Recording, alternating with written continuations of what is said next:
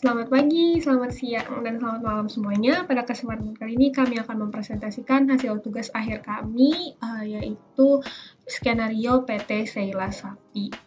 Jadi, apa sih PT Sheila Sapi? Nah, PT Sheila Sapi ini adalah sebuah perusahaan yang bergerak di bidang food dan beverage atau F&B dengan hidangan andalannya yaitu sei sapi khas Kupang. Nah, kebetulan proses bisnis Sheila Sapi ini didukung oleh Udu.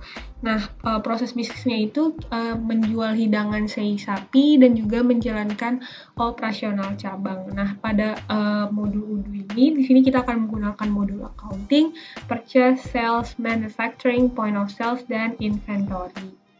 Nah, selanjutnya saya akan mencoba mendemokan skenario transaksi yang pertama, yaitu melakukan pembukaan toko. Jadi, contoh skenario ini pada saat menjalankan proses bisnis PT Sheila Sapi, toko yang dimaksud ini adalah cabang tempat di mana produk makanan PT Sheila Sapi dijual. Nah, kemudian toko ini beroperasi pada pukul 10 dan tutup pukul 21, berlaku setiap hari kecuali hari Jumat, di mana operasional toko pada hari Jumat itu dimulai pada pukul 13.30. Nah, kemudian berdasarkan skenario tadi, kita akan coba membuka cabang toko. Gimana caranya? Yaitu pertama kita buka modul point of sales, terus klik order dan session. Di sini kita bisa sebenarnya bisa langsung juga sih di dashboard. Kalau session tadi ini kita bisa lihat nih sessionnya udah siapa aja. Nah, ya kalau yang tadi kan session. Nah, ternyata kalau misalnya kita mau buka cabang baru point of sale-nya itu bisa lewat point of sale, configuration, dan kemudian kita klik point of sale. Nah, di sini kita bisa create nih, misalkan Sheila Sapi cabang Jakarta. Nah, di sini kita ada beberapa pengaturan. Nah, yang pertama ini kita harus mastiin kalau ini tuh kita udah checklist is a bar or restoran. Terus kita mau ngadain table manajemennya di sini dan order line notes-nya. Nah, di sini tuh kita bisa nambahin tipe table-nya tuh kayak gimana. Oke, kita coba tambahin. Terus table name-nya kita coba tambah table 1 dengan seats-nya misalkan 4. Terus save and new. Nah, ini udah ada shapes default-nya itu square, terus kita coba save. Nah, nanti floors ini bisa kita tambahin lagi buat di denah point of sales-nya nanti. Nah, kemudian di sini kita bisa set juga price list-nya. Nah, ini juga bisa pakai bill split buat ya bill printing dan bill splitnya. Terus jangan lupa operation type-nya kita taruh sesuai yang kita kehendaki aja, terus bisa langsung kita save. Nah, ini udah ke save, terus kita bisa mulai session di sini. Jadi kita buka toko. Nah, tadi nih table yang kita bikin bisa kita yang table kita bikin bisa langsung kita edit aja. Coba kita klik dulu salah satu, terus bisa kita drag. Terus ini bisa kita perbesar juga, di drag aja.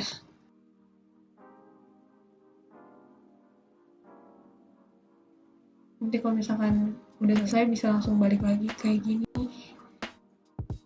Oke, setelah mencoba membuka session, kita akan langsung ke transaksi di mana ada individu yang belanja di Sheila Sapi. Nah, jadi seperti sebelumnya. Nah, kemudian kita bisa mulai simulasi untuk transaksi. Yang pertama, kita bisa klik dulu mejanya, dan di sini kita bisa milih menu yang akan dibeli, misalkan jus alpukat, sei sapi rica-rica. Nah, kemudian kita bisa tambahkan nih gasnya ada berapa, kan 2 orang. Terus nanti kita bisa langsung buka bill untuk melihat nih seperti apa bill printingnya. Terus kita bisa milih customer-nya. Di sini kita akan Kenny. Kita akan pilih Kenny sebagai customer-nya dan kemudian bisa kita proceed ke payment. Nah, di sini dibayar dan kemudian bisa langsung kita validate. Bisa kita langsung validate. Oke, ini tadi ada error. Ini bisa langsung kita print resipnya. Ya, kurang lebih seperti itu. Sekian untuk skenario kali ini.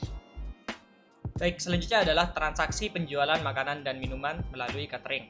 Nah, selain melayani secara perorangan, PT Sela Sapi juga melayani transaksi produk dalam jumlah besar yang biasanya dilakukan untuk acara-acara seperti pernikahan, akikah, dan sebagainya. Salah satu contohnya di sini ada Kenny, pelanggan setia Seila Sapi yang sedang ulang tahun. Nah, Kenny ingin memesan sei sapi sebagai hidangan untuk tamunya. Oleh karena itu, dia memesan 50 sei sapi sambal rica-rica dan 50 lemon tea. Baik, kita langsung ke Odoo saja untuk membuat transaksinya. Di sini kita ke modul sell, kemudian order, kita membuat sales order. Create, kemudian kita isi customer-nya dengan Kenny. Di sini sudah otomatis terisi. Nah, di sini kita buat produknya rica-rica. Sei sapi rica-rica, jumlahnya 50. Kita save and close. Kemudian tambah lagi produknya lemon tea. Order quantity-nya 50 juga, kemudian save and close, kemudian confirm. Sales order sudah terbuat, kita melakukan pembayaran, kita buat invoice, kemudian langsung selesai, langsung lunas, create invoice. Baik, invoice sudah terbuat, transaksi sudah selesai. Nah, selanjutnya adalah transaksi pembelian bahan mentah dari supplier. Nah, setelah melakukan transaksi tadi, PT Sela Sapi perlu melakukan pembelian bahan mentah pada supplier terpercaya yang dimiliki. Nah, kenapa? Karena stok dari bahan mentah tersebut sudah mencapai jumlah yang perlu di restock lagi. Oleh karena itu, kita akan melakukan pembelian bahan mentah dari supplier. Nah, di sini Sela Sapi ingin menambah stok daging setelah melakukan penjualan sebelumnya. Nah, manajer kemudian melakukan pemesanan kepada vendor Rumah Daging 88 untuk membeli 100 unit daging. Nah, di sini kita bisa ke modul purchase. Kemudian kita buat purchase order, kemudian create. Kita pilih Rumah Daging 88. Di sini sudah ada Rumah Daging 88. Kita beli daging sebanyak 100 ya tadi. Daging sapi sebanyak 100. Nah, kemudian kita langsung confirm order. Nah, setelah itu kita terima produknya dan kita bayar. Nah, di sini ternyata harganya sebanyak 45.000 per unitnya. Oke, kemudian kita validasi, register payment, langsung lunas. Baik, transaksi sudah selesai. Nah, selain dari proses-proses bisnis utama yang sudah dilakukan, di sini PT Sela Sapi juga memiliki modul Employee Shift. Modul ini adalah modul manajemen shift yang dikembangkan oleh tim dari PT Sela Sapi. Oke, jadi sekarang saya akan melanjutkan penjelasan terkait modul yang dikembangkan oleh PT Seila Sapi. Jadi modul ini bernama Employee Shift, seperti yang sudah dijelaskan oleh teman saya, Ahmad Ramadan Yamin tadi. Nah, jadi modul Employee Shift ini akan saya paparkan dengan outline yang dimulai dari latar belakang, sekilas Employee Shift, fitur-fiturnya, proses pengembangannya bagaimana, skenario penggunaannya, serta kesimpulannya. Nah, untuk bagian presentasi ini nanti akan terbagi oleh dua presenter. Yang pertama oleh saya, kemudian akan dilanjutkan oleh teman saya, Ulha. Jadi, yang pertama kita mulai dari latar belakangnya dulu. Jadi seperti yang kita tahu, seluruh perusahaan termasuk yang kecil itu tidak seluruh sih. Beberapa perusahaan itu memerlukan manajemen shift untuk berbagai hal atau proses bisnis yang ada dalam perusahaan mereka. Contohnya seperti perusahaan restoran, dia memerlukan shift management untuk waiter dan juga chefnya. Lalu misalnya di perusahaan manufaktur, juga memerlukan shift management untuk petugas yang menjaga pabrik untuk memastikan proses manufaktur tetap berjalan. Nah, Odoo 12 belum menyediakan fitur tersebut. Namun, sebenarnya ada beberapa potensi solusi dari aplikasi pihak ketiga atau third party application. Namun, pertama, third party application tersebut berbayar dan mahal. Lalu, dalam penerapannya itu cenderung cukup kompleks, khususnya untuk perusahaan-perusahaan yang masih bersifat kecil dan tidak memerlukan kompleksitas yang terlalu tinggi dalam fungsionalitas manajemen shift yang ditawarkan oleh aplikasi tersebut. Lalu, opsi gratis yang tersedia di App Store Odoo itu tidak menawarkan calendar view. Padahal, calendar view merupakan elemen yang sangat penting dalam shift management untuk memastikan bahwa si manajer dapat melihat keseluruhan shift dengan baik dan menentukan keputusan-keputusan yang tepat untuk shift yang ada. Kemudian, sekilas employee shift. Jadi sebenarnya modul ini apa begitu? Nah, jadi employee shift adalah sebuah aplikasi shift management atau management shift untuk solusi manajemen shift yang ekonomis, efektif, dan mudah digunakan. Jadi kita mengedepankan 3 buah hal, di mana solusi ini bersifat ekonomis, tidak mahal, lalu dia efektif untuk digunakan untuk manajemen shift, dan juga mudah digunakan bahkan oleh orang yang pemula sekalipun. Lalu, kita akan lanjut ke fitur-fitur yang ditawarkan oleh aplikasi Employee Shift yang dibuat oleh PT Seila Sapi. Di sini kami memiliki 4 buah fitur utama pada modul ini. Yang pertama adalah pembuatan shift group, yang merupakan elemen utama pada modul ini. Shift group adalah sebuah elemen yang akan menentukan detail dan dari shift yang akan kita buat. Di bagian ini perlu diisi nama grup, mulainya kapan, selesai kapan, lalu perlu diisi juga tanggal mulainya kapan, tanggal akhirnya kapan, dan hari apa shift tersebut berlaku.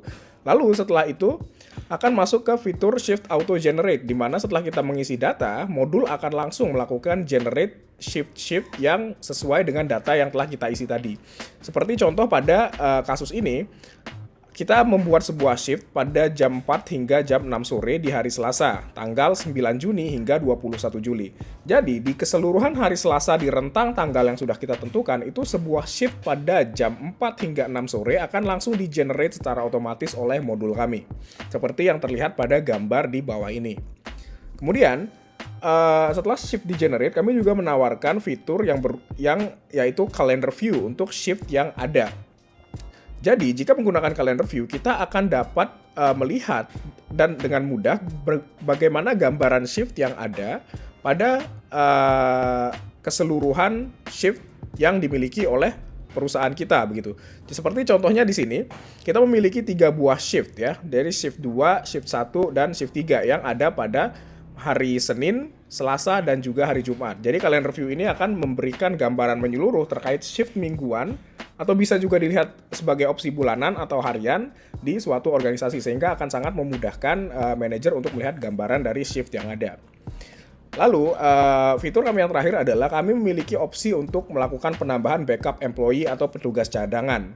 Sehingga apabila kita memiliki petugas tetap pada suatu shift, terkadang petugas tersebut tidak dapat menghadiri shift yang harusnya ia hadiri. Sehingga kami menyediakan fitur untuk menambahkan backup employee untuk menyiapkan petugas cadangan apabila petugas utama berhalangan untuk hadir pada shift tersebut. Selanjutnya akan diteruskan oleh teman saya, Ulhak. Baik, selanjutnya adalah proses pengembangan. Di sini terdapat 2 fase, yaitu ideation dan implementation. Pada fase ideation, kita melakukan pencarian atau penemuan ide dengan melakukan proses brainstorming bersama anggota tim kelompok.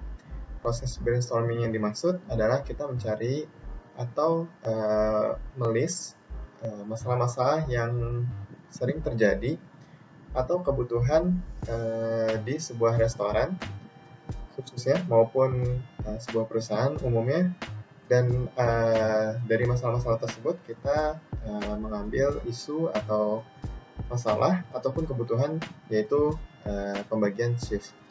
Nah, dari situ kita mencari alternatif yang ada, baik yang disediakan Odoo maupun third party di apps.odoo.com, namun tidak menemukan modul yang sesuai dengan harga maupun kebutuhan. Oleh karena itu, kita membuat modul yang akan direalisasikan, yaitu employee shift. Nah, di sini kita lakukan fase implementation, yaitu 2 bagian. Yang pertama adalah back end. Nah, di sini di sisi backend ini kita melakukan pembuatan sebuah modul baru pada Odoo dengan membuat logic program untuk fitur-fitur yang diperlukan. Di sini juga kita membuat model-model untuk nantinya di-generate ke database yang kita implementasikan juga validasi yang dibutuhkan seperti pengecekan start time, tidak boleh lebih dari end time, dan validasi lainnya yang tidak bisa disebutkan satu-satu pada saat ini.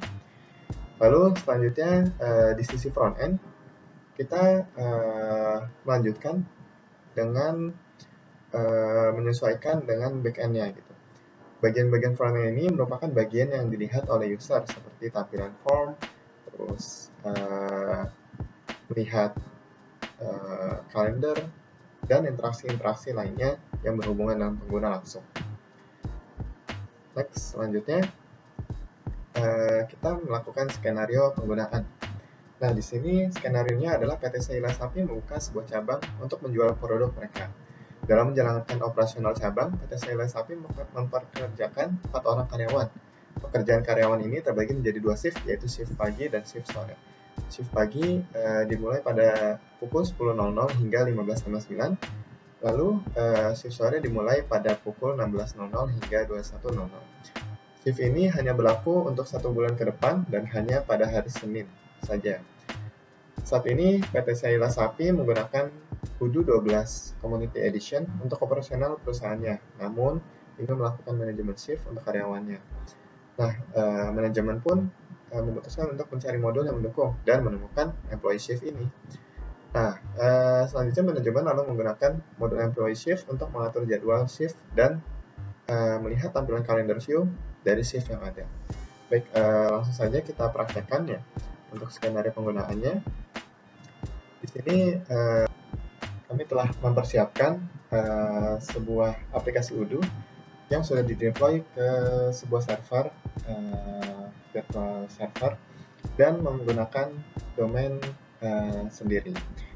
Lalu kita juga telah menginstal modul-modul yang dibutuhkan, dan dalam hal ini kita membutuhkan modul employee shift. Nantinya modul ini dapat teman-teman akses melalui apps.odoo.com. Langsung saja ya. Untuk sebelumnya pastikan dulu user kita itu dalam fitur preferences kita telah mengatur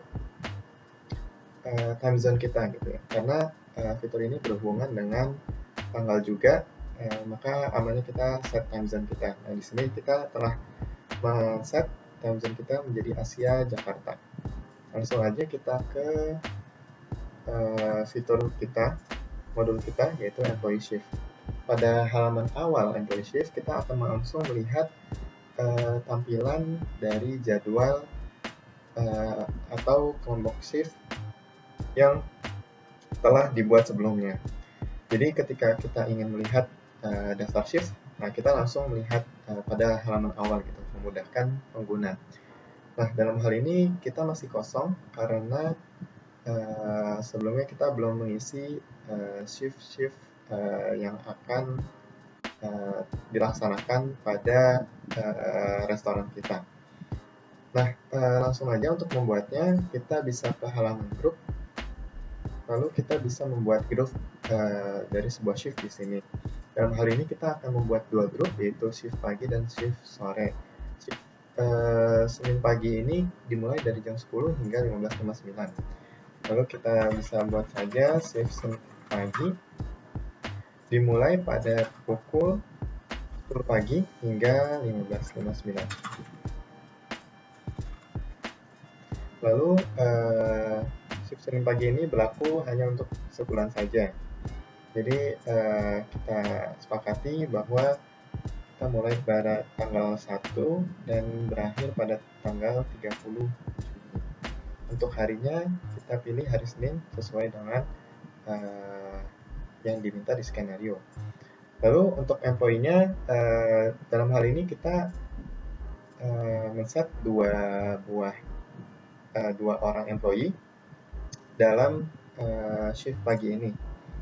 Lalu kita bisa mengisi juga backup employee yaitu employee yang akan mengisi shift jika salah satu atau salah dua dari employee utama ini tidak bisa hadir gitu ya. Jadi kita bisa masukkan saja 2 orang lagi untuk menjadi backup employee. Nah, di sini kita telah men-set semuanya, maka kita bisa langsung save aja. Langsung terlihat sebuah tampilan dari grup shift Senin pagi yang telah kita buat. Lalu di sini jika kita scroll ke bawah juga kita akan melihat data shift detail. Shift detail ini adalah waktu shift yang spesifik pada tanggal tertentu. Jadi kalau grup ini kita set dalam rentang 1 bulan di setiap Senin, maka di shift detail ini tergenerate secara otomatis shift untuk setiap tanggalnya. Dalam hal ini berarti tanggal 7, 14, 21, dan 28, yaitu hari Senin di bulan Juni. Lalu kita bisa kembali ke grup untuk membuat shift yang Senin sore.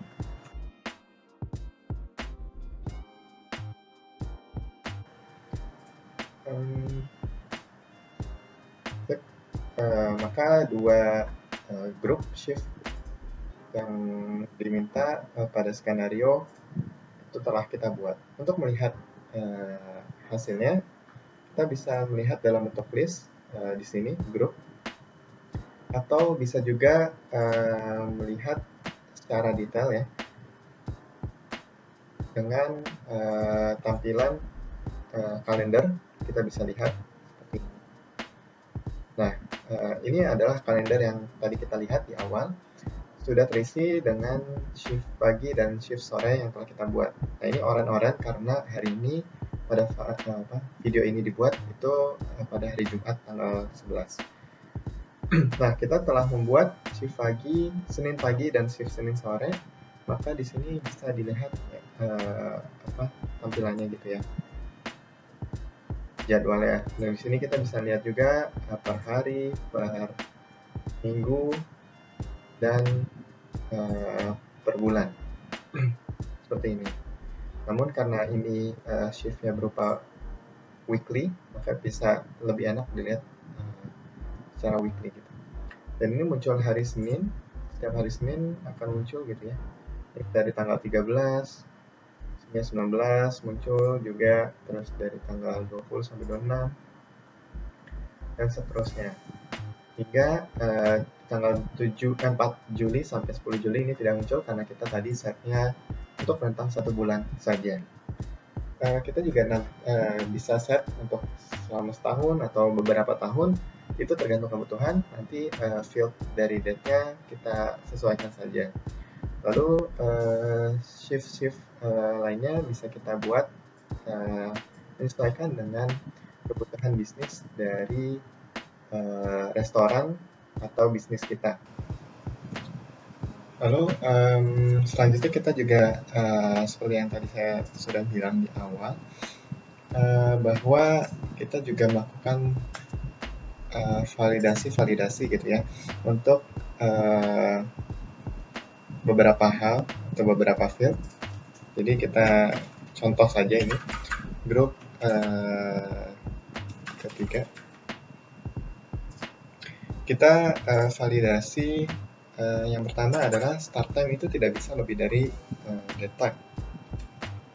Jadi misalkan kita start time itu 16.00, maka dia tidak bisa jam 8.00. Ini kita isi saja, terus ini kita isi lagi. Lalu jika kita save, maka akan keluar validasi end time should be after start time.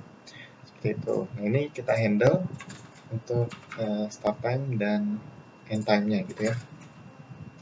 Lalu hal yang sama juga berlaku pada start date dan end date.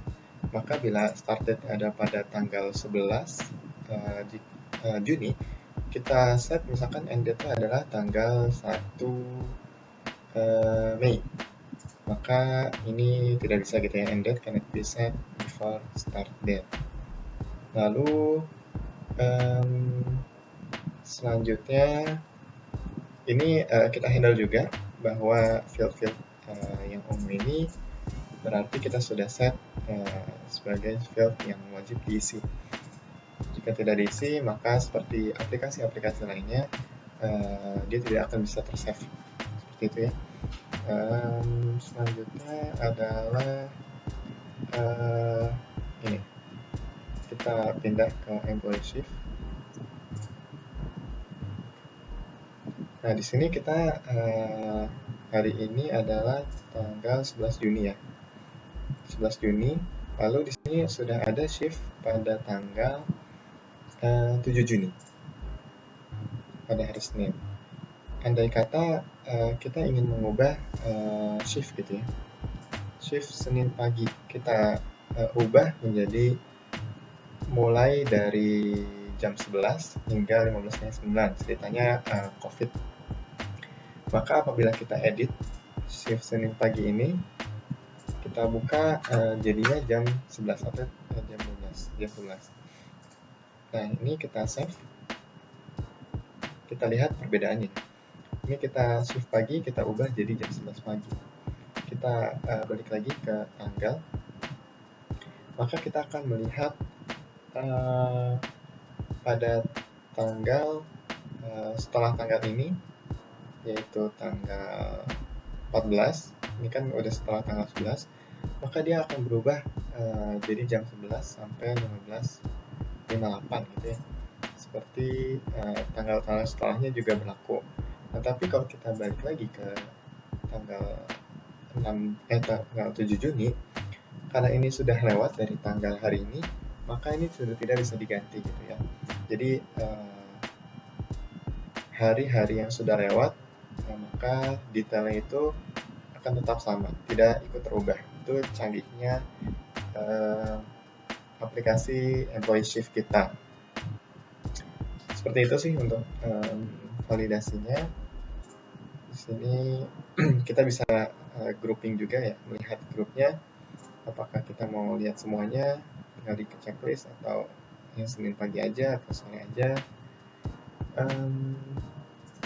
Kalau bentuk list juga bisa. Di sini kita bisa action, delete satu persatu juga bisa. Oke, seperti itu ya lengkapnya